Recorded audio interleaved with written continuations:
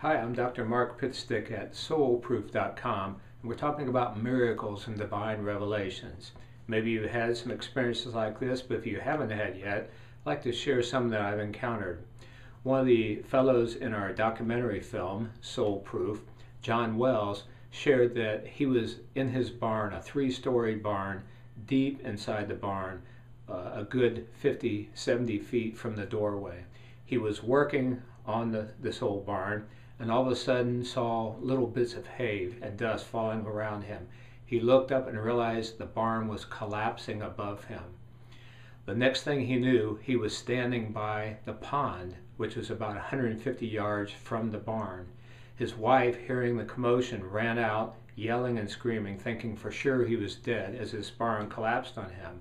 And he yelled, "I'm over here."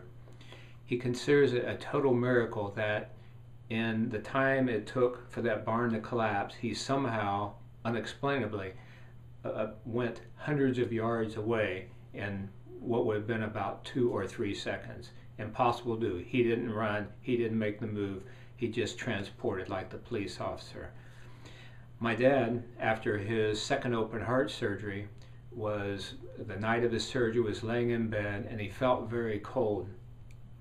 But Dad was so tired and so much in pain that he didn't feel like he could reach down and sit up and pull up the covers. And he just said, "God, if you could help me, I'm awfully cold and I'm suffering." He said immediately it felt like angels pulled up the covers around him. And he said he felt warm to the bone, the kind of warmth that would come from a wood stove. He said it's the warmest he ever felt. He just felt immediately warm to the bones.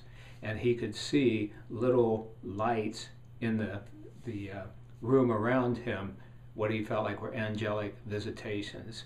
So lots of people had angel visits. Again, part of this miracle topic. One of the most amazing miracles is called the Cokeville miracle. This is in Wyoming, happened several years ago, where in a school of children, grade school children, 2 terrorists came in with a shopping cart full of guns, bombs, ammunition, incendiary devices, and so on. Their plan was to blow up the entire school. They went into the cafeteria, they herded all the children and the teachers in this cafeteria, sealed off the entrances, and they were starting to set up the bombs and so on to blow themselves and the children up. Well, one of the a spark ignited things prematurely, and all of this started going off, and the terrorists were killed.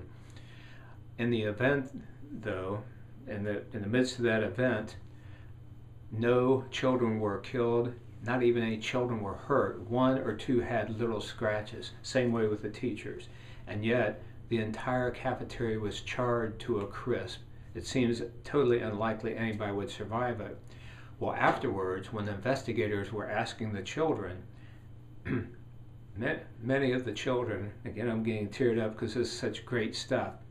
Many of the children, just before this happened, reported visitations by angels or by grandparents who had passed on, who told them something bad's going to happen.